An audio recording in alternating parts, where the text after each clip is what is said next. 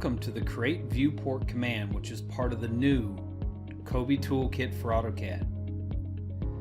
This command allows you to create a viewport in model space and project that area and rotation into paper space. To start out, I'm going to come down here to my Create Viewport tab I have, and I've got a sheet or a border in here.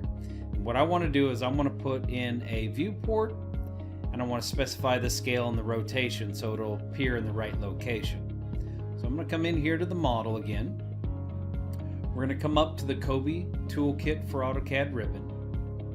We're going to go to the Create Viewport button and we're going to select it. The Set Viewport dialog box comes up. In this dialog box you can set the margins. I've already set the margins on mine. Then we come down here to the Viewport Settings and you'd specify the layout. So I'm going to select the layout is my Create Viewport layout. The scale that I want to create this viewport at is 1:20. And I'm going to lock the viewport afterwards. So we're going to click OK.